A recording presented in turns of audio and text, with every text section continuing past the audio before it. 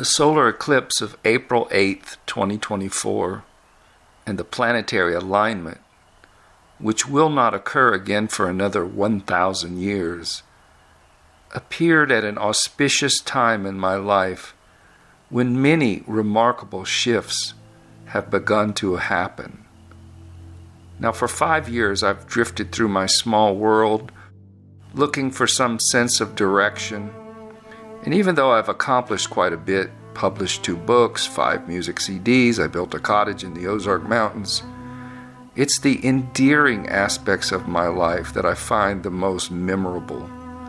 The people I've met along the way, delightful fellow travelers, those seeking for some sense of meaning and hope and encouragement, especially during and after that recent time of lockdown madness.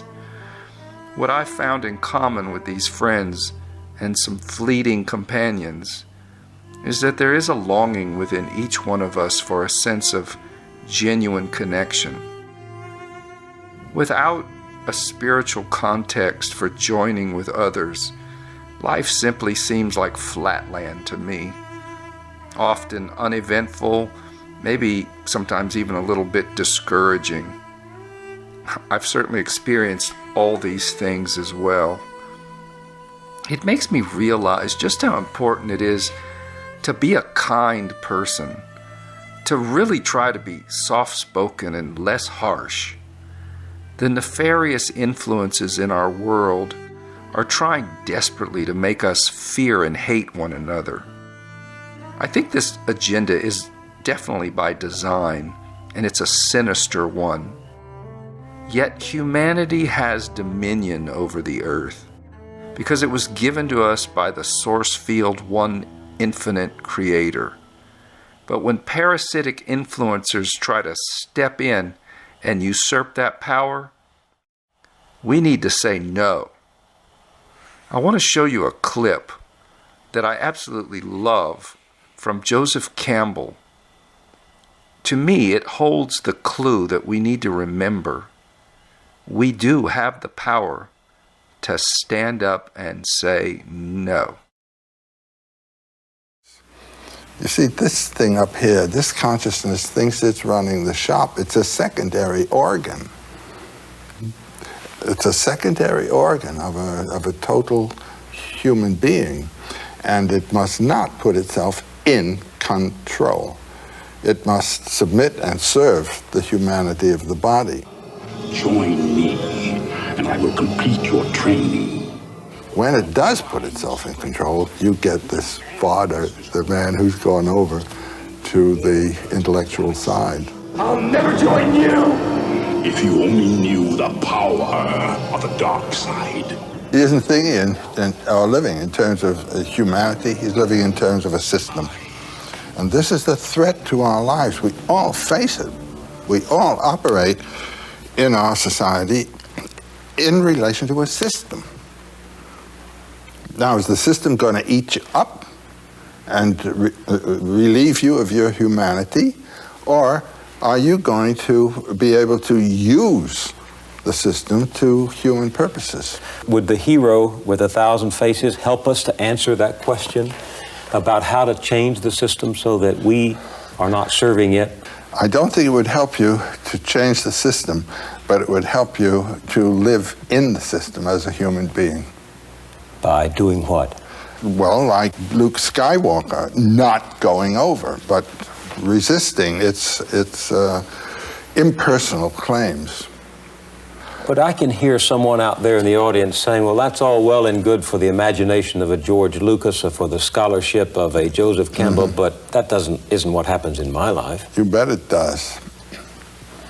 If the person doesn't listen to the demands of his own spiritual and heart life and insists on a certain program, you're going to have a schizophrenic crack-up. The person has put himself off-center. He has aligned himself with a programmatic life, and it's not the one the body's interested in at all. But the world's full of people who have stopped listening to themselves. In my own life, I've had many opportunities to commit myself to a system. and to go with it and to obey its requirements. My life has been that of a maverick. I would not submit. You really believe that the creative spirit ranges on its own out there beyond the boundaries? Yeah, I do. Something of the hero in that. I don't mean to suggest that you see yourself as a hero. No, I don't, but I see myself as a maverick. So perhaps the hero lurks in each one of us when we don't know it. Well, yes. I mean, our life evokes our character, and you find out more about yourself as you go on. And it's very nice to be able to put yourself in situations that will evoke your higher nature rather than your lower. I'm grateful for the information from archaics.com, as well as my many years of spiritual devotion, which included intentional spiritual clearings, body work, road trip adventures, frequency healing techniques. I even joined a gym. I spent lots of time in silent meditation, solo cultivation work, even dialectic conversations, Stargate portal activations, 432 music, as well as more than a dozen hours of energy enhancement systems sessions. My God, so much has happened since Donna passed. And coming to this place of being truly ready, emotionally and mentally, consciously embracing the April 8th eclipse has really been quite a miracle.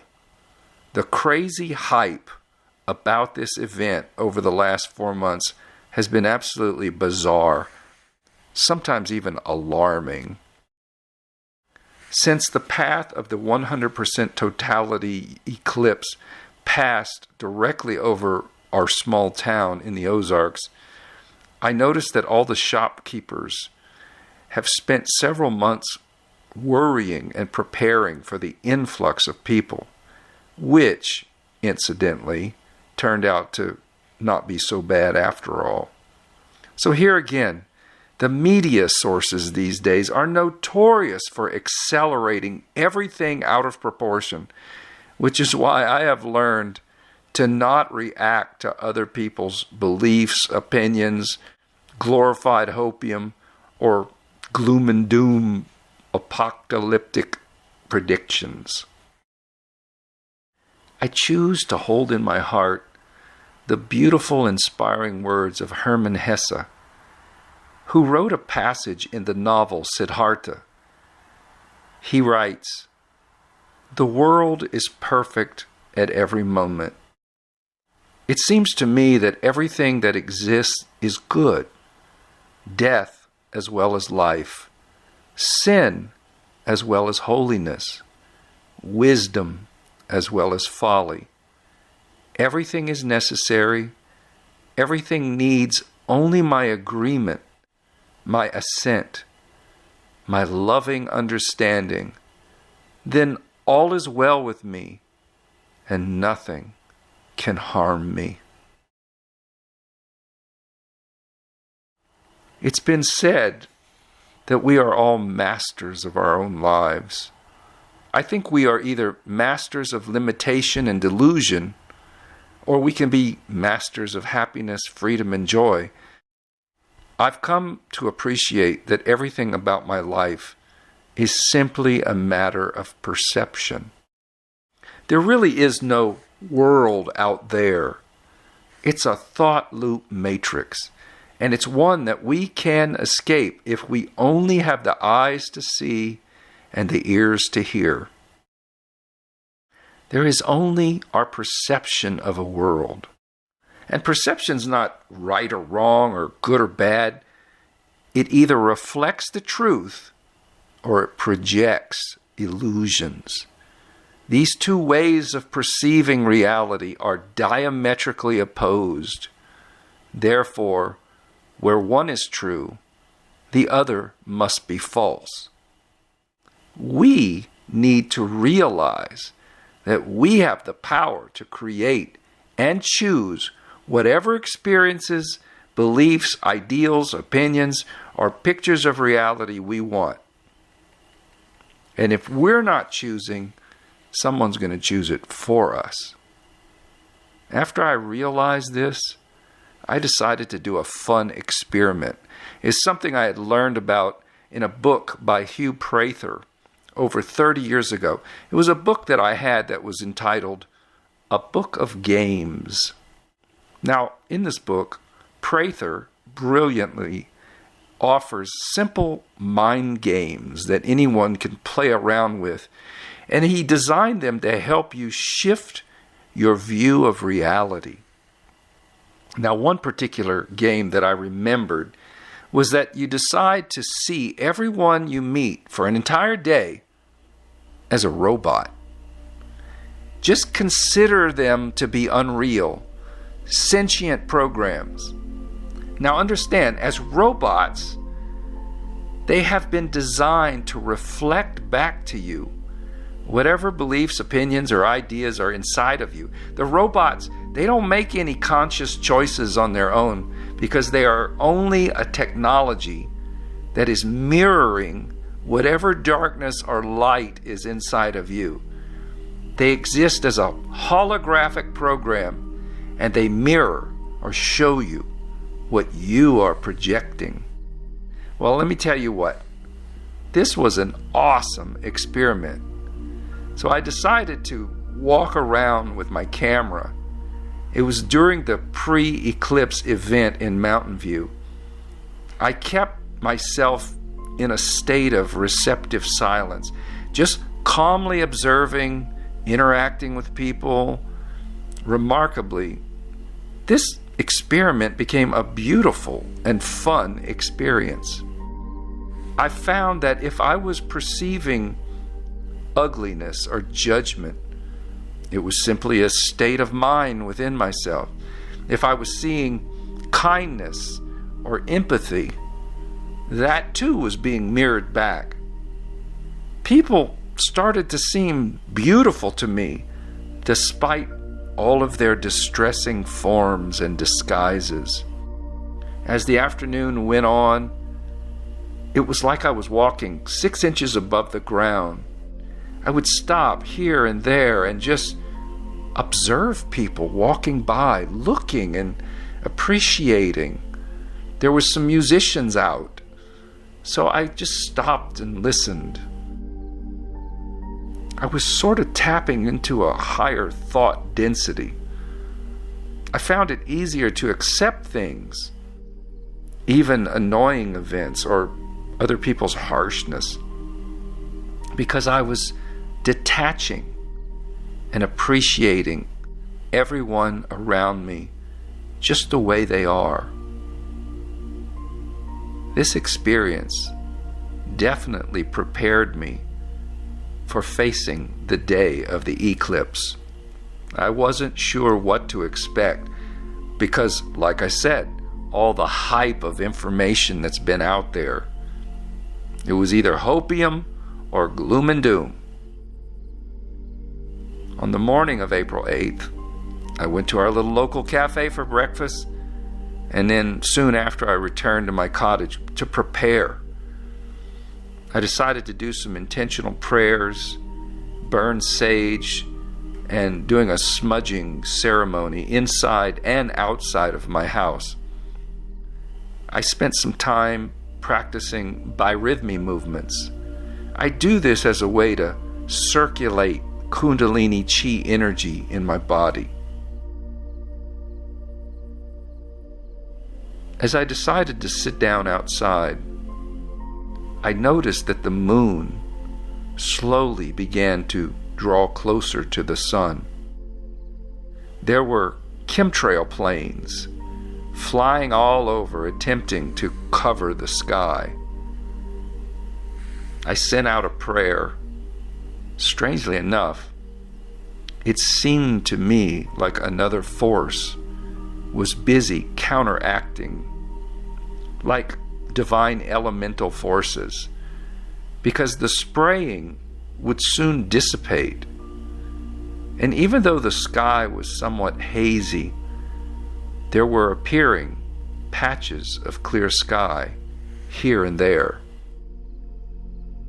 As I was sitting in the sunshine, allowing myself to absorb the angel of power and consciously feeling such heartfelt gratitude for the life force flowing in my body and for the friends in my life. It became a beautiful meditation, so I just watched and I waited. Before long, the sky started to dim. Shadows were appearing. And the sights and the sounds around me began to darken and become quiet. It was amazing to witness this. The planet Venus appeared, and the bright sunlight faded ever so gently.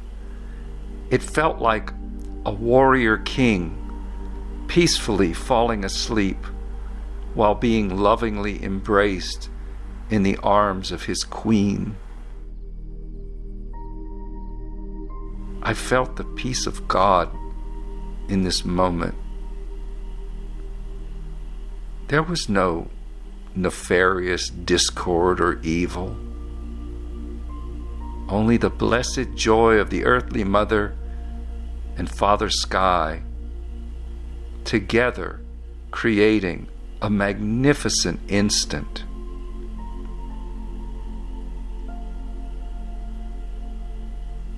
I experienced this eclipse fully unfolding around me.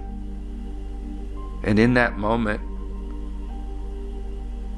when the halo of the dark was in front of the sun, I offered a sacred vision for the dawning of a new 5D Christ consciousness world. The coming of a new reality filled with compassion and enlightened freedom.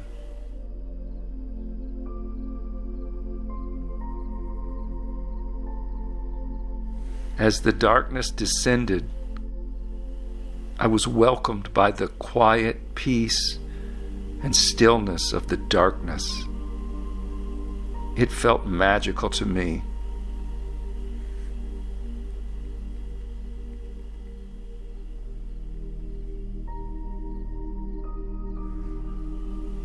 Not long after, the light began to return.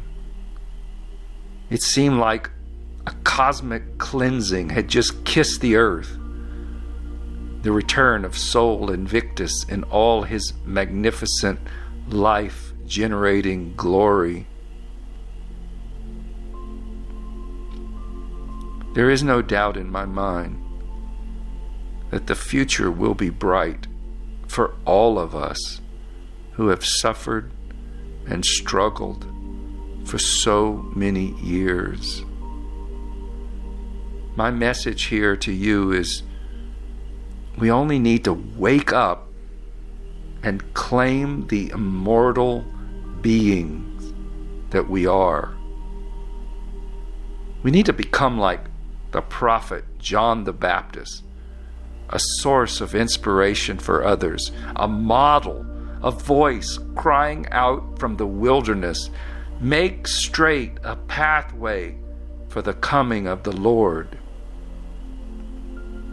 It's the coming of a new world, of vision, of justice and light, and peace and prosperity. Our time is coming.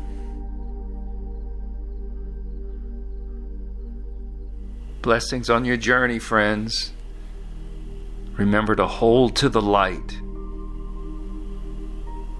Let us continue to mobilize all the forces of life against the forces of death. Peace be with you.